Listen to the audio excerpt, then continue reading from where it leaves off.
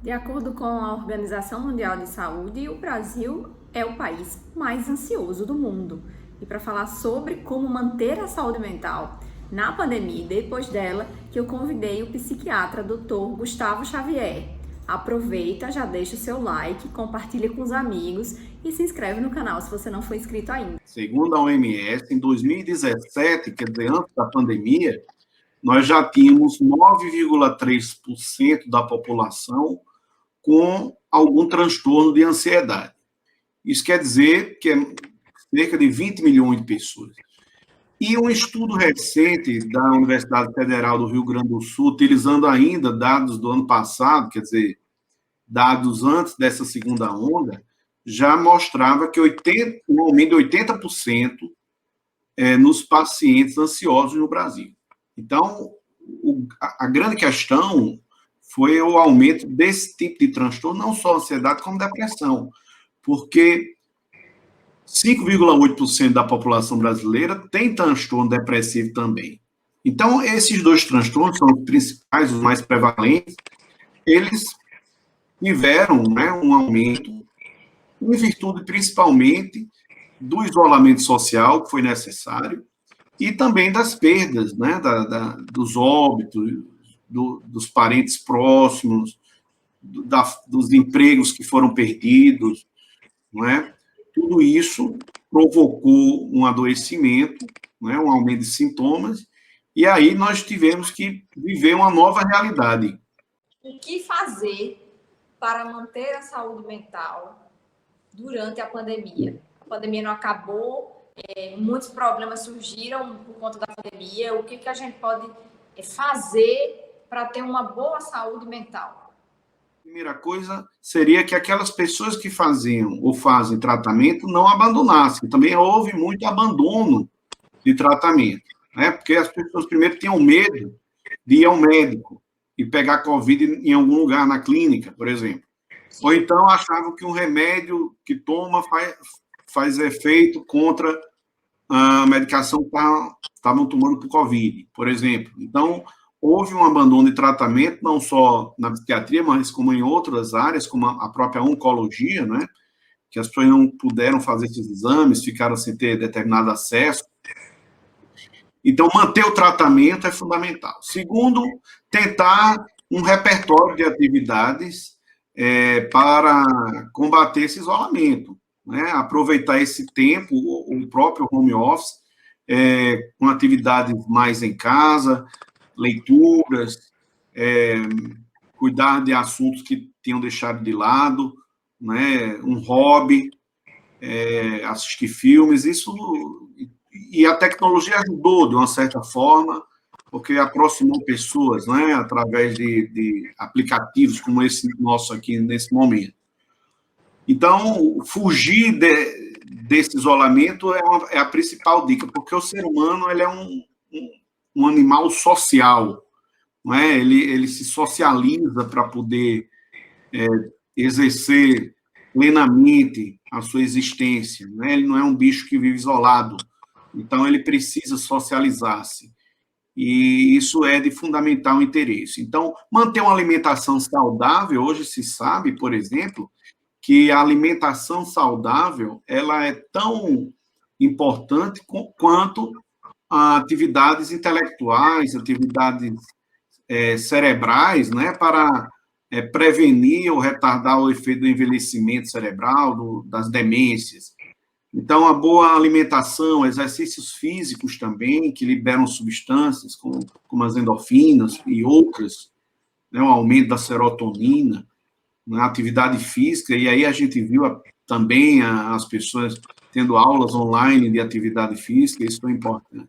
Agora, nós estamos num segundo momento, que uma parte da população já está vacinada e está mais ativa, já dá para sair para fazer, né, algumas atividades públicas de caminhada, ir até a academia que estava fechada, né? Então, tudo isso envolve realmente manter uma saúde mental em dia. Quais são os comportamentos que são considerados danosos para a saúde mental?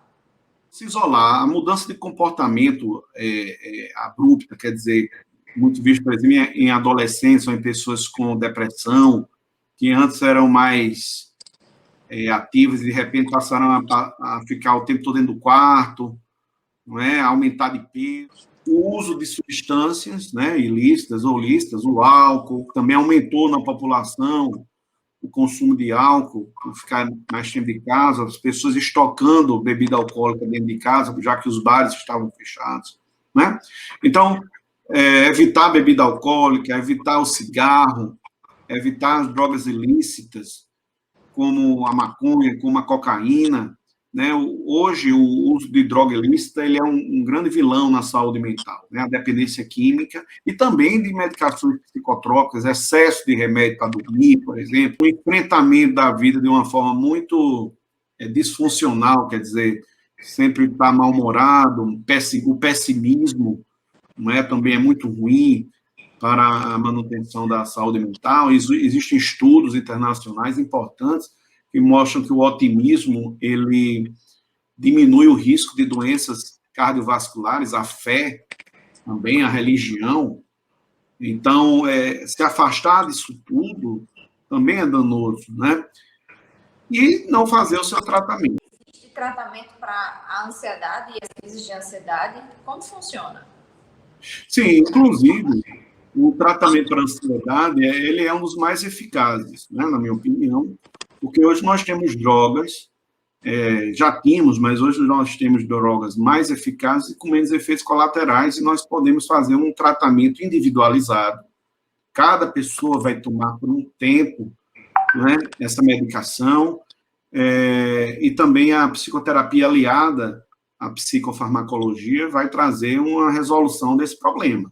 O transtorno de ansiedade, como o transtorno do pânico, o transtorno de ansiedade generalizada, as fobias, que são medos excessivos, fobia social, todo esse conjunto, eles são tratados com remédios que são muito eficazes hoje em dia, que não vai deixar ninguém dopado, é preciso quebrar esse tabu que as medicações não deixam ninguém dopado. Né? Doutor Gustavo, como é que a gente pode fazer para identificar uma crise de ansiedade? Ela se assemelha ao quê?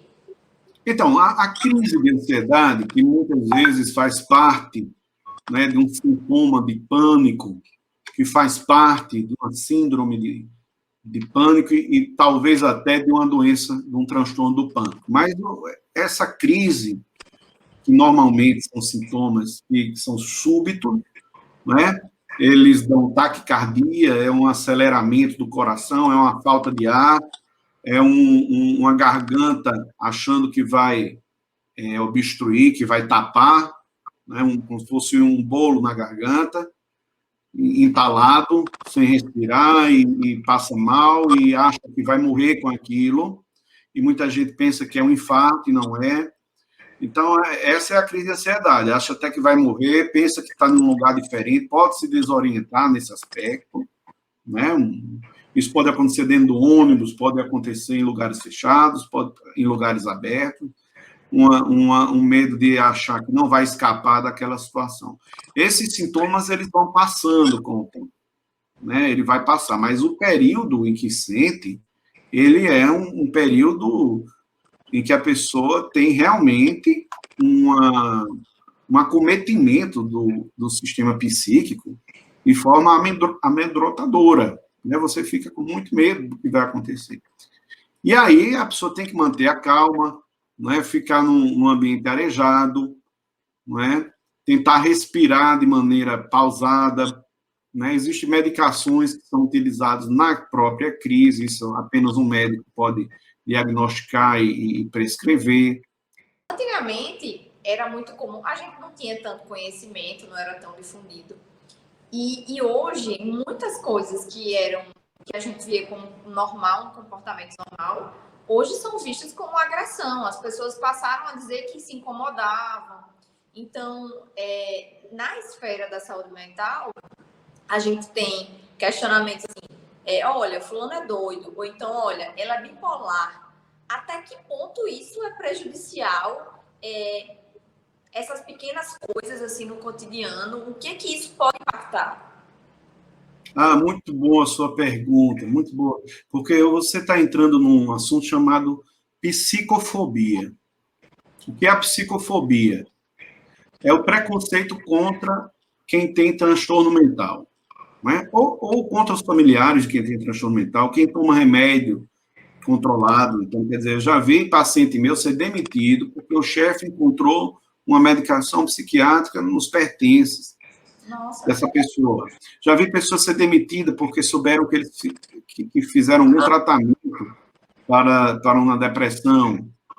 Então, ou não serem admitidas em algum trabalho, ou relacionamentos que acabam por esse tipo de preconceito. Então, sem dúvida, hoje já existe uma lei, tá certo, contra a psicofobia, é crime, do mesmo jeito que você tem um preconceito contra uma pessoa homossexual, ou contra uma pessoa negra, vai no mesmo caminho. Eu diria até que os pacientes com transtornos mentais são os que mais sofrem preconceito, sabe? Porque há um contingente muito maior. Então, isso é danoso, isso é ruim, é estigmatizante, né? E nós temos pacientes que vivem a vida como qualquer outra pessoa, como se tivesse qualquer outra doença. Mas quando você se depara com um preconceito dessa natureza, a pessoa piora, né? Porque ela se sente excluída. A exclusão da sociedade, ela realmente é, hoje, talvez, o ponto mais danoso, porque ela não se sente o pertencimento, não é? A sensação de pertencimento à sociedade. Então, a gente tem que denunciar, como denuncia-se violência doméstica, como denuncia-se violência contra a mulher.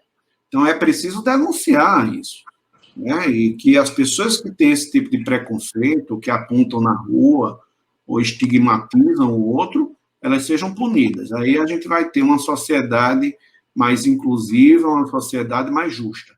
Muito obrigada, doutor Gustavo Xavier, que é psiquiatra, por sua atenção e disponibilidade, viu? Vou deixar o canal aqui aberto para suas considerações finais. Suelen, eu fico agradecido, esse espaço é sempre importante, né? Falar sobre psiquiatria, sobre saúde mental, a gente chama isso de psicoeducação. Parabenizo a você esse espaço, agradeço em nome de todos os colegas psiquiatras e espero que chegue ao maior número de pessoas que possa ter ajudado com algumas informações. Muito obrigado.